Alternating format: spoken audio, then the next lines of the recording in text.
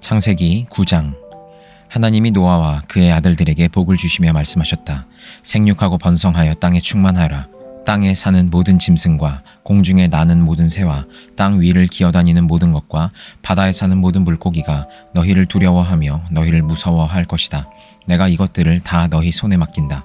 살아 움직이는 모든 것이 너희의 먹거리가 될 것이다. 내가 전에 푸른 채소를 너희에게 먹거리로 준 것 같이 내가 이것들도 다 너희에게 준다.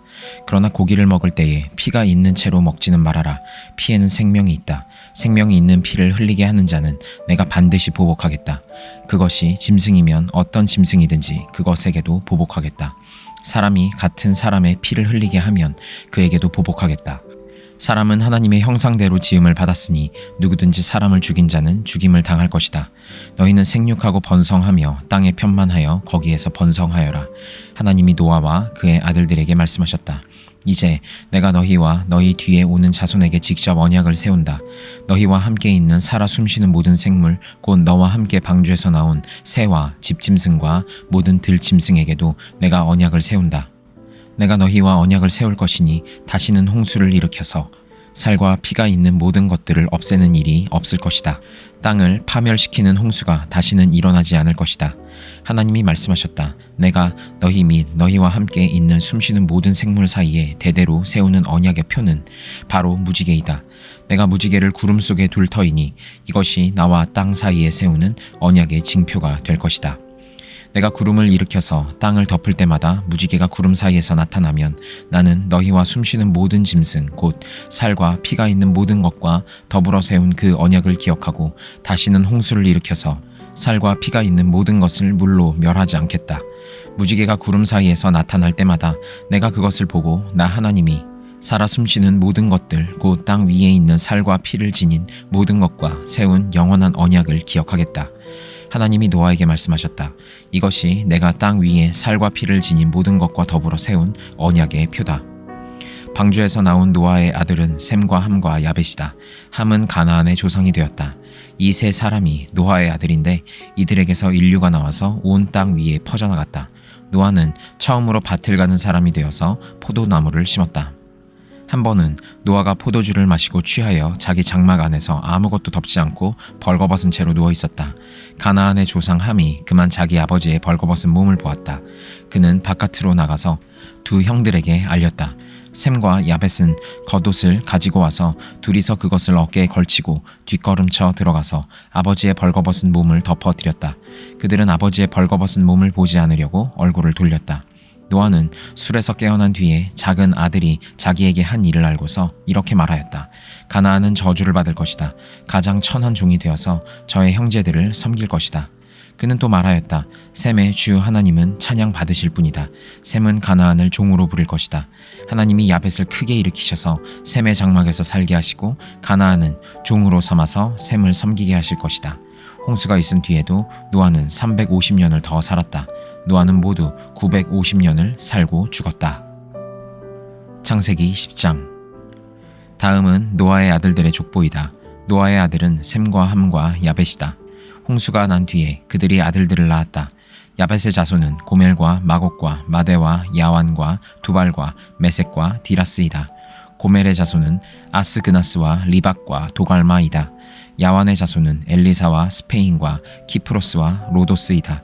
이들에게서 바닷가 백성들이 지역과 언어와 종족과 부족을 따라서 저마다 갈라져 나갔다. 함의 자손은 구스와 이집트와 리비아와 가나안이다. 구스의 자손은 스바와 하윌라와 삽다와 라하마와 삽드가이다. 라하마의 자손은 스바와 드단이다. 구스는 또 니므롯을 낳았다. 니므롯은 세상에 처음 나타난 장사이다. 그는 주님께서 보시기에도 힘이 센 사냥꾼이었다. 그래서 주님께서 보시기에도 힘이 센 니므롯과 같은 사냥꾼이라는 속담까지 생겼다. 그가 다스린 나라의 처음 중심지는 시날 지방 안에 있는 바빌론과 에렉과 악갓과 갈레이다. 그는 그 지방을 떠나 아시리아로 가서 니느웨와 르호보딜과 갈라를 세우고 니느웨와 갈라 사이에는 레센을 세웠는데 그것은 아주 큰 성이다. 이집트는 리디아와 아남과 르합과 납두와 바드루스와 가슬루와 크레타를 낳았다. 블레셋이 바로 크레타에게서 나왔다. 가나안은 맏아들 시돈을 낳고 그 아래로 헷과 여부스와 아모리와 기르가스와 히위와 알가와 신과 아르왁과 스말과 하맛을 낳았다. 그 뒤에 가나안족은 사방으로 퍼져나갔다. 가나안의 경계는 시돈에서 그라를 지나서 멀리 가사에까지 이르렀고 거기에서 소돔과 고모라와 아드마와 스보임을 낳아서 라사에까지 이르렀다. 이 사람들이 종족과 언어와 지역과 부족을 따라서 갈라져 나간 함의 자손이었다. 야벳의 형인 셈에게서도 아들 딸이 태어났다. 셈은 에벨의 모든 자손의 조상이다. 셈의 자손은 엘람과 아수르와 아르박삿과 룻과 아람이다. 아람의 자손은 우스와 훌과 게델과 마스이다. 아르박삿은 셀라를 낳고 셀랏은 에벨을 낳았다. 에벨은 두 아들을 낳았는데 한 아들의 이름은 그의 시대에 세상이 나뉘었다고 해서 벨렉이라고 하였다. 벨렉의 아우 이름은 욕단이다. 욕단은 알모닷과 셀렙과 하살마웻과 예라와 하도람과 우살과 디글라와 오발과 아비마엘과 스바와 오빌과 하윌라와 요밥을 낳았다. 이 사람들이 모두 욕단의 자손이다. 그들이 사는 곳은 메사에서 스발에 이르는 동쪽 산간 지방이다. 이 사람들이 종족과 언어와 지역과 부족을 따라서 갈라져 나간 셈의 자손이다. 이들이 각 종족의 족보를 따라 갈라져 나간 노아의 자손 종족이다. 홍수가 난 뒤에 이 사람들에게서 여러 민족이 나와서 세상으로 퍼져 나갔다. 마태복음 9장. 예수께서 배에 오르셔서 바다를 건너 자기 마을에 돌아오셨다. 사람들이 중풍병 환자 한 사람을 침상에 누인 채로 예수께로 날라왔다. 예수께서 그들의 믿음을 보시고 중풍병 환자에게 말씀하셨다. 기운을 내라. 아이야, 내 죄가 용서받았다. 그런데 율법학자 몇이 이 사람이 하나님을 모독하는구나 하고 속으로 말하였다. 예수께서 그들의 생각을 아시고 말씀하셨다. 어찌하여 너희는 마음속에 악한 생각을 품고 있느냐. 내 죄가 용서받았다 하고 말하는 것과 일어나서 걸어가거라 하고 말하는 것 가운데서 어느 쪽이 더 말하기가 쉬우냐. 그러나 인자가 땅에서 죄를 용서하는 권세를 가지고 있음을 너희들이 알게 하겠다.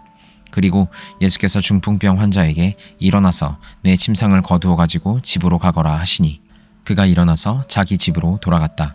무리가 이 일을 보고서 두려움에 사로잡히고 이런 권한을 사람들에게 주신 하나님께 영광을 돌렸다. 예수께서 거기에서 떠나서 길을 가시다가 마태라는 사람이 세관에 앉아있는 것을 보시고 말씀하셨다. 나를 따라오너라. 그는 일어나서 예수를 따라갔다. 예수께서 집에서 음식을 드시는데 많은 세리와 죄인이 와서 예수와 그 제자들과 자리를 같이 하였다. 바리새파 사람들이 그것을 보고 예수의 제자들에게 말하였다. 어찌하여 당신네 선생은 세리와 죄인과 어울려서 음식을 드시오? 예수께서 그 말을 들으시고서 말씀하셨다. 건강한 사람에게는 의사가 필요하지 않으나 병든 사람에게는 필요하다. 너희는 가서 내가 바라는 것은 자비요 희생 제물이 아니다 하신 말씀이 무슨 뜻인지 배워라. 나는 의인을 부르러 온 것이 아니라 죄인을 부르러 왔다. 그때 요한의 제자들이 예수께 와서 물었다. 우리와 바리새파 사람은 자주 금식을 하는데 왜 선생님의 제자들은 금식을 하지 않습니까? 예수께서 그들에게 말씀하셨다. 혼인잔치에 손님들이 신랑이 자기들과 함께 있는 동안에 슬퍼할 수 있느냐? 그러나 신랑을 빼앗길 날이 올 터이니 그때에는 그들이 금식할 것이다. 생배 조각을 낡은 옷에다 대고 깁는 사람은 없다. 그렇게 하면 새로 된 조각이 그 옷을 당겨서 더욱더 크게 찢어진다. 새 포도주를 낡은 가죽 부대에 담는 사람은 없다. 그렇게 하면 가죽 부대가 터져서 포도주는 쏟아지고 가죽 부대는 못 쓰게 된다. 새 포도주는 새 가죽 부대에 담아야 둘 다 보존된다. 예수께서 이 말씀을 하실 때에 지도자 한 사람이 와서 예수께 무릎을 꿇고 말하였다. 내 딸이 방금 죽었습니다. 그러나 오셔서 그 아이에게 손을 얹어주십시오. 그러면 살아날 것입니다. 예수께서 일어나서 그를 따라가셨고 제자들도 뒤따라갔다. 그런데 12해 동안 혈루증을 앓는 여자가 뒤에서 예수께로 다가와서 예수의 옷술에 손을 대었다. 그 여자는 속으로 말하기를 내가 그의 옷에 손을 대기만 하여도 나을 텐데 했던 것이다. 예수께서 돌아서서 그 여자를 보시고 말씀하셨다. 기운을 내어라 딸아. 내 믿음이 너를 구원하였다. 바로 그때에 그 여자가 나았다. 예수께서 그 지도자의 집에 이르러서 피리를 부는 사람들과 떠드는 무리를 보시고 이렇게 말씀하셨다.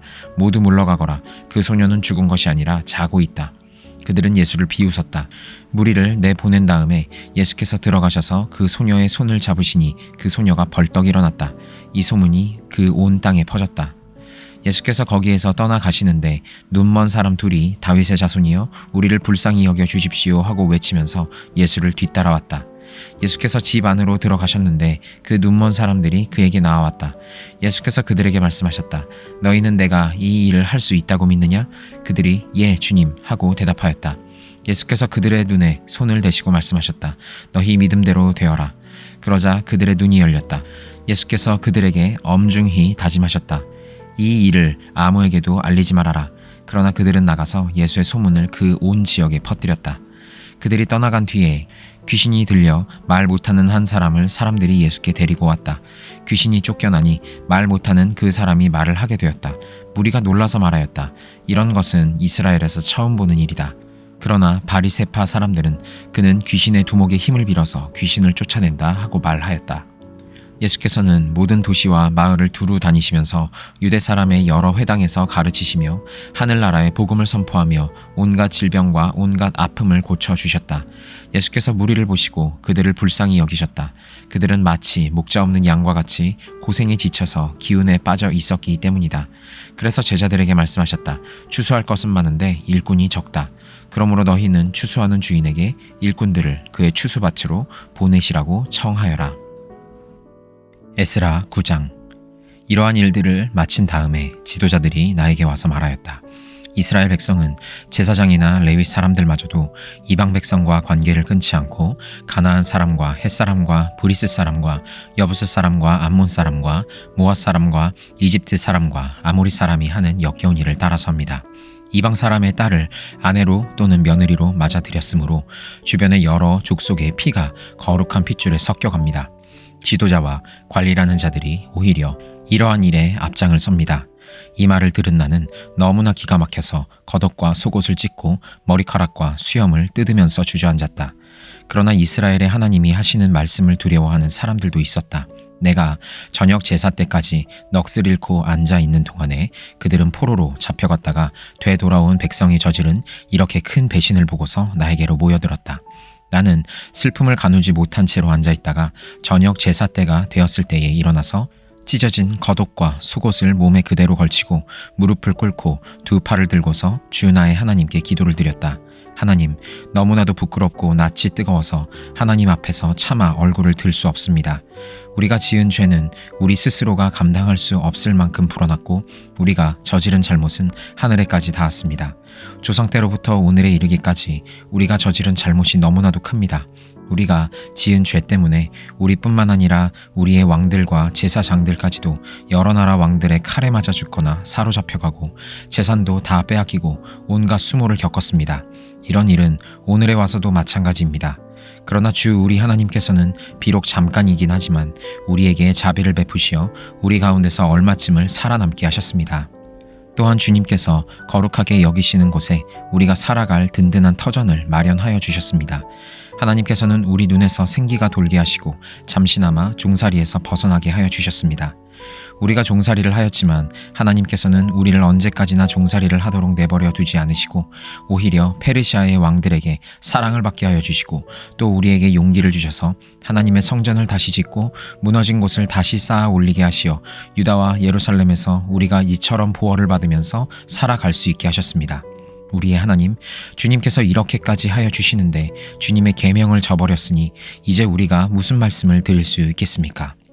주님께서는 일찍이 주님의 종 예언자들을 시키셔서 우리가 들어가서 차지할 땅은 이방 백성이 살면서 더럽힌 땅이라고 말씀하셨습니다. 거기에서 사는 자들이 역겨운 일을 하여서 땅의 구석구석까지 더러워지지 않은 곳이 없다고 하셨습니다. 우리의 딸을 그들의 아들에게 시집 보내지도 말고 그들의 딸을 며느리로 맞아들이지도 말라고 하셨습니다. 우리가 강해져서 그 땅에서 나는 좋은 것을 먹으며 그 땅을 우리 자손에게 영원한 유산으로 물려주려면 그 땅에 있는 백성이 번영하거나 성공할 틈을 조금도 주지 말아야 한다고 하셨습니다. 우리가 당한 일은 모두 우리가 지은 죄와 우리가 저지른 크나큰 잘못 때문입니다. 그렇지만 주 우리의 하나님은 우리가 지은 죄에 비하여 가벼운 벌을 내리셔서 우리 백성을 이만큼이나마 살아남게 하셨습니다. 그러므로 다시는 주님의 계명을 어기지 않아야 하였습니다. 역겨운 일을 저지르는 이방 백성들과 결혼도 하지 않아야 하였습니다. 이제 주님께서 분노하셔서 한 명도 남기지 않고 없애버리신다고 해도 드릴 말씀이 없습니다. 그렇지만 주 이스라엘의 하나님, 주님은 너그러우셔서 우리를 이렇게 살아남게 하셨습니다. 진정 우리는 우리의 허물을 주님께 자백합니다. 우리 가운데서 어느 누구도 감히 주님 앞에 나설 수 없습니다. 사도행전 9장. 사울은 여전히 주님의 제자들을 위협하면서 살기를 띠고 있었다. 그는 대제사장에게 가서 다마스쿠스에 있는 여러 회당으로 보내는 편지를 써달라고 하였다. 그는 그 도를 믿는 사람은 남자나 여자나 가리지 않고 닥치는 대로 묶어서 예루살렘으로 끌고 오려는 것이었다. 사울이 길을 가다가 다마스쿠스에 가까이에 이르렀을 때에 갑자기 하늘에서 환한 빛이 그를 둘러 비추었다. 그는 땅에 엎드러졌다. 그리고 그는 사울아 사울아 내가 왜 나를 핍박하느냐 하는 음성을 들었다. 그래서 그가 주님 누구십니까 하고 물으니 나는 내가 핍박하는 예수다. 일어나서 성 안으로 들어가거라. 내가 해야 할 일을 일러줄 사람이 있을 것이다 하는 음성이 들려왔다. 그와 동행하는 사람들은 소리는 들었으나 아무도 보이지는 않으므로 말을 못하고 멍하게 서 있었다. 사울은 땅에서 일어나서 눈을 떴으나 아무것도 볼 수가 없었다. 그래서 사람들이 그의 손을 끌고 다마스쿠스로 데리고 갔다. 그는 사흘 동안 앞을 보지 못하는 상태에서 먹지도 않고 마시지도 않았다. 그런데 다마스쿠스에는 아나니아라는 제자가 있었다.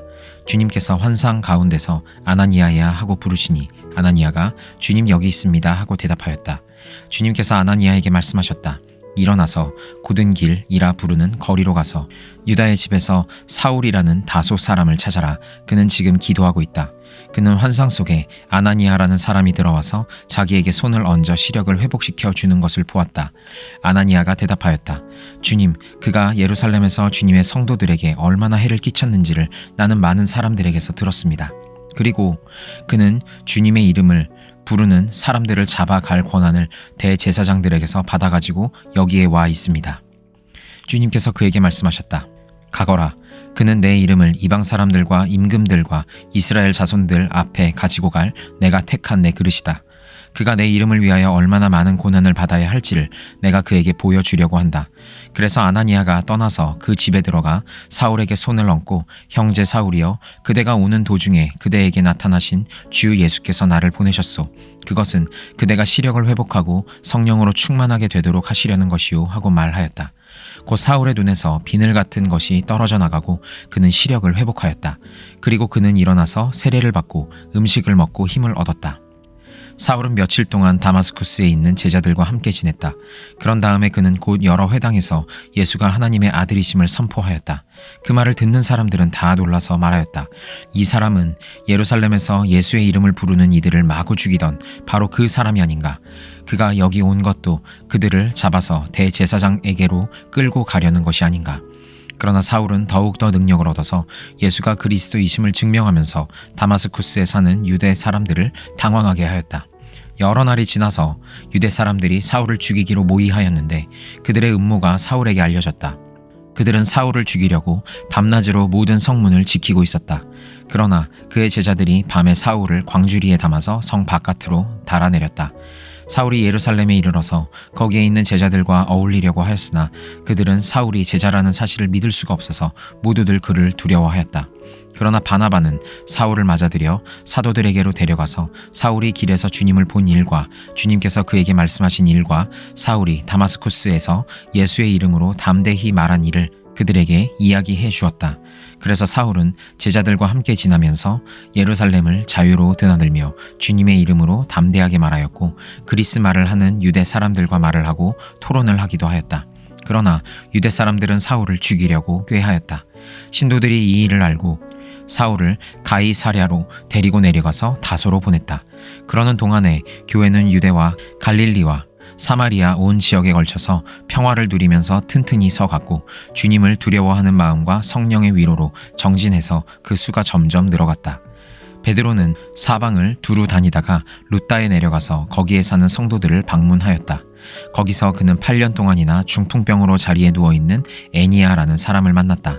베드로가 그에게 애니아여 예수 그리스도께서 그대를 고쳐주십니다. 일어나서 자리를 정돈하시오 하고 말하니 그는 곧 일어났다. 루따와 샤론에 사는 모든 사람이 그를 보고 주님께로 돌아왔다. 그런데 요바에 다비다라는 여제자가 있었다. 그 이름은 그리스말로 번역하면 도르가인데 이 여자는 착한 일과 구제 사업을 많이 하는 사람이었다. 그 무렵에 이 여자가 병이 들어서 죽었다. 그래서 사람들이 그의 시신을 씻겨서 다락방에 두었다. 루따는 욥바에서 가까운 곳이다. 제자들이 베드로가 루따에 있다는 말을 듣고 두 사람을 그에게로 보내서 지체하지 말고 와 달라고 간청하였다. 그래서 베드로는 일어나서 심부름꾼과 함께 갔다. 베드로가 그곳에 이르니 사람들이 그를 다락방으로 데리고 올라갔다. 과부들이 모두 베드로 곁에 서서 울며 도르가가 그들과 함께 지낼 때 만들어 둔 속옷과 겉옷을 다 내보여주었다. 베드로는 모든 사람을 바깥으로 내보내고 나서 무릎을 꿇고 기도를 하였다. 그리고 시신 쪽으로 몸을 돌려서 다비다여 일어나시오 하고 말하였다. 그 여자는 눈을 떠서 베드로를 보고 일어나서 앉았다. 베드로가 손을 내밀어서 그 여자를 일으켜 세웠다. 그리고 성도들과 과부들을 불러서 그 여자가 살아있음을 보여주었다. 그 일이 온 욥바에 알려지니 많은 사람이 주님을 믿게 되었다. 그리고 베드로는 여러 날 동안 욥바에서 시몬이라는 무두장이의 집에서 묵었다.